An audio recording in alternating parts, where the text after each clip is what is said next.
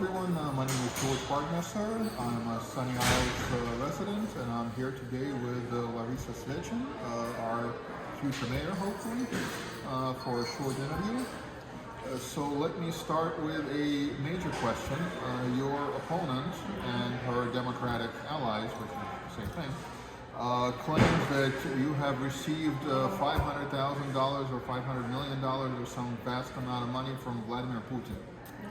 Was it $500,000 or was it $500 million? Well, I find the whole thing ridiculous and comical, and you would laugh, and most people have been laughing, except for those that have been fooled by this. I absolutely do not have any support from anyone in Russia, including Putin, because besides the fact that it's completely illegal to take any sort of money from someone that's not a U.S. citizen, I have no ties to Russia. In fact, I went to Budapest to help Ukrainian refugees immigrate to Israel. So to put out that sort of mailer is so insulting because it's the direct opposite of who I am and what I stand for. And that ridiculous number of $500,000, just taking it out of thin air, just goes to show how amateurish it is and how insulting it is, because I believe that if Putin was actually supporting somebody, nobody would know about it, and it would be a lot more than that. Well, I was actually surprised as well that he cares about elections in Sunny Isles, to be honest. Exactly. Yeah, Given what's going on, I think that this would not be a concern, but maybe they know something we don't. You would think, right. Let me ask you another question. Matryoshka, the Russian store here, my wife goes shopping, she comes back, we're opening up the bags with the stuff, and to our amazement we find Dana Goldman campaign literature stuff in there. Now, personally, I can't speak for everyone, but personally I found it outrageous, and it compels me to go shopping elsewhere. I mean, what's your reaction to that? So, it is no secret that most of the stores here, especially the Russian stores as we call them, do sell advertising space. So they have it inside the store, they have it, even if you want to put your business card, you have to pay them. And there is a business model that they have, apparently, that if you want to pay them, they will put that into the bag. This is very similar, regrettably, with a lot of the Russian media. There was a radio station that wanted to interview me, and I said, look, I'll do an interview, but I'm doing it what I call American style. If you find that there is interest in the story and you want to support this election, I'd be happy to do that. I'm not paying for it. Of course, my opponent was the next day on the show because she did pay for it. And I agree with you. There's no space when you go shopping. Like, if you got that, would Publix ever do that? Who wants to get a campaign piece when they just went and bought, some acetylene or whatever, So I agree with you that would get me to want to shop elsewhere as well.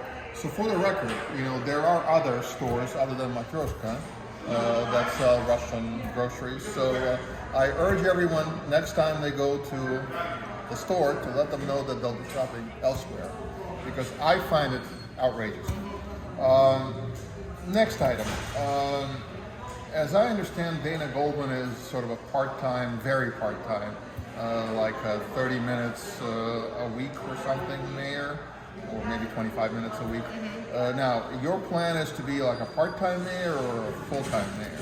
My plan is to be a full-time mayor, what I consider full-time, which is about 60 to 70 hours a week. And the reason for that is because the city not only requires it, it deserves it. At this point, we are really in a cusp that we could be going very, very quickly down a very bad hole and really decimating our budget, or we could be rising out like a phoenix and making our city great again. And that requires not just 40 hours a week, it requires a lot more. It requires being available on the weekends. And the amount of time my opponent is spending taking pictures and putting it on the social media, it's a trick. It's to show that, oh, I'm doing all these things. But in reality, we all know, and she doesn't hide it, she has a full-time job. She's an attorney at a firm. She's not a partner there, which means that she doesn't have the same privileges as potentially a partner. She has responsibilities. Isn't she like almost 60? She's older, but you as an attorney know. The point is, if you're almost 60 and you're not a partner, you may have made a wrong career choice somewhere. You may have, and potentially she has, but she's the breadwinner in her family, and so I respect a woman that is working. She has a child. Good for you. Stay in your lane. go ahead and do that. That's your job. Being the mayor is not a contest to see how many pictures you can put on social media or to take pictures with people and tell people how important you are, because you don't feel like you're getting that out of your job. Go work somewhere else then. Noise issue. As I understand, there was a law passed recently by the Florida legislature about noise from cars. As of July, I believe. We've obviously had some noise issues on Collins Avenue. To my knowledge, this hasn't been pursued at all by the mayor or the police department so far. Would you like to comment on that? Yeah, absolutely. So, first of all, it's very hard for me to tell you what they have or haven't done because it's almost impossible to get public records at this point. It takes a long time, and me personally, I get no access to anyone. However, I see and hear what everyone else does, and it's not being enforced. One of the biggest problems with enforcing something like that is that you have to catch them doing it. And in speaking to police officers who I'm very close with, very friendly, they explain to me the challenges of being able to enforce such a law. It doesn't mean that it's impossible. It just means that you really have to invest in whatever infrastructure you need to be able to enforce it. And whether it is special, similar to speed signs, I gotta believe there's noise signs. If it's important enough to the residents of the city, then it should be important enough to be able to really look into it and see what can be done. There's always going to be people that are going to break the law, and you're not going to be able to catch everyone. But if we're known as a city that is not going to tolerate that, I guarantee they'll be less likely to be, going through our roads, on the intercoastal with the party boats, all those other things. They're all connected. They're all enforceable. It's not fun. It takes a lot of work, but it's absolutely possible. Development. Yes. Now, this is an issue that, to my mind, cuts both ways, jokes aside. I'm guessing that everything on the ocean side of Collins Avenue is going to be built up sooner or later, probably sooner. So when you talk about opposing overdevelopment, I'm assuming you mean on the other side of Collins Avenue, or maybe you can explain your Sure. views on that. So, very quickly, the way that the east side got developed so rapidly was because when the city was incorporated, the idea was make it as developer friendly as possible because it was not considered an attractive piece of land. The developers, the very smart ones, figured out that it was, and they got to build these amazing, high rises. I believe, like many of us believe, that they went overboard. However, because of those funds, those tax dollars that we still are getting, because it's based on their property values, it pays for a lot of the things we have on the west side. There are a few spots that are still not purchased. So we have... Somebody must own them. No, not yet, actually. It's interesting. The city owns them? No. The city's never owned it, and that's something also to clarify. The city never sold out. All of this was always private property. In fact, what the founders did, which was very smart, was they did force the developers to put in the beach access points. No other city has beach access points because that was private property as well. It's just like as a kid in high school, we used to just trespass and go through the hotels, but you're not supposed to. So there is ownership, and for instance, the Sahara, one of the oldest ones with the camels, that's a condo. People own units in there. But does anyone actually live there? Yes, they do. It They looks just did fairly dead. They did a major renovation. So that one is still around. The Miami Beach Club is still, it's a not short-term rentals, it's the land lease or whatever it is where you can, and then there's across the street what used to be the Monaco. That's probably not going to be developed anytime soon. So there are little pockets, but yes, you're right. The bulk of it is developed. On the west side, there are different rules for different parcels of the west side.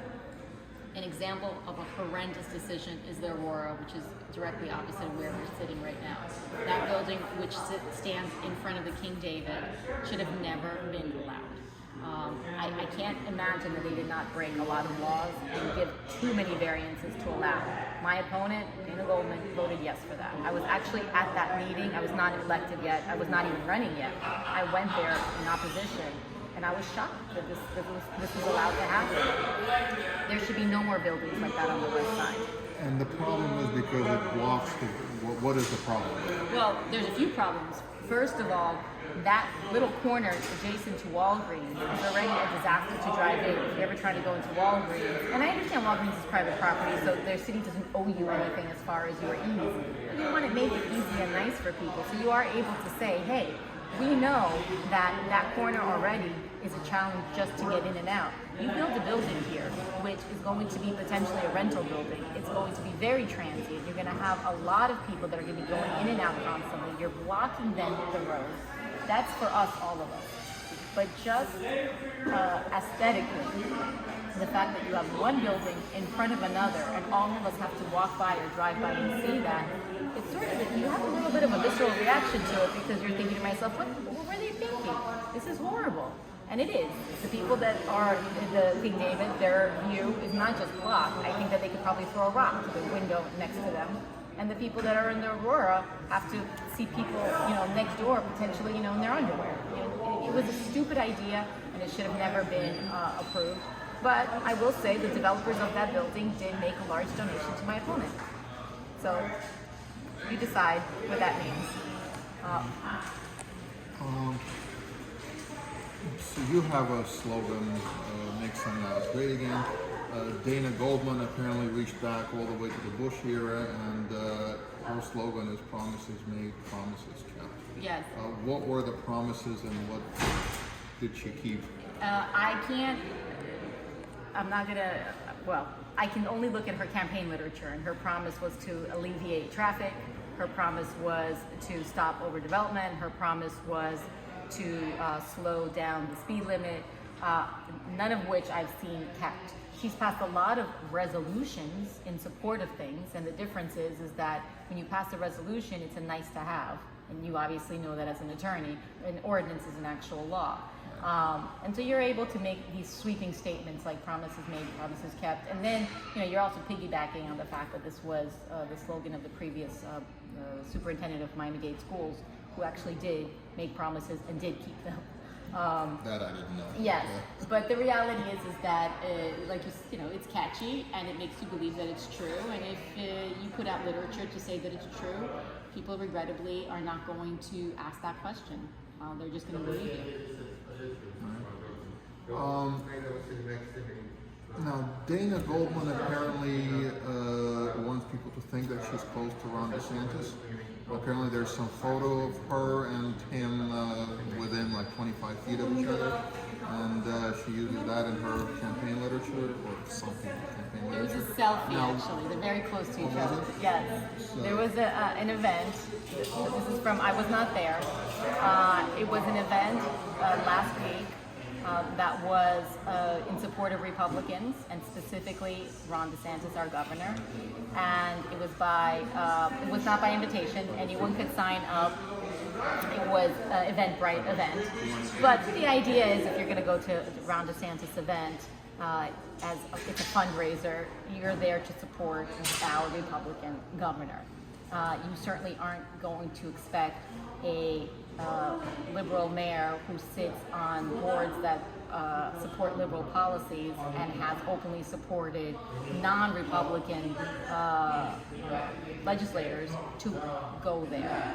She did. She took a selfie because him, as a normal person, if you have a mayor next to you and says, "I want to take a picture," of course, why would he not?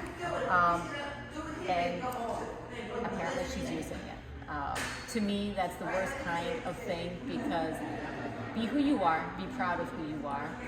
Don't try to trick people based on the fact that you think that that's going to get you votes. In fact, I want to address something by me saying that. I have been a lifelong Republican, but a couple of years ago, in order to vote in primaries, and Florida's closed primary, you have to be that party. And because we were in the past very heavy Democrat, the only primaries were Democratic primaries. Because I'm such an eager voter, I switched at that time, and in order not to look like I'm flip-flopping, I stayed. The last election, despite the fact that I am a Republican, I vote Republican, I have always been Republican, I was urged to switch back during the election, or during the campaign, and I said I will absolutely not do that, because for me, integrity means everything. And if I'm switching because I'm running for office right now, it looks like I'm playing up to this. I said, regardless, win or lose, the next day after the election, I will switch to my current party. And that's exactly what I did. I switched back to Republican. I was supported by Republicans last time because I explained to them what the situation was, and they applauded the fact that I'm being honest. And for that reason, I am supported by the Republican Party of South Florida. In fact, I think it's appalling that the Democratic Party has actually made this partisan because there are people that are supporting me that were very high up in the Democratic club, you would say, that were told by sitting elected representatives, you must rescind your endorsement of Larisa Svechin or you're kicked out. And that's exactly what we did. Politics is a blood sport. It's a blood sport, and it doesn't have to be.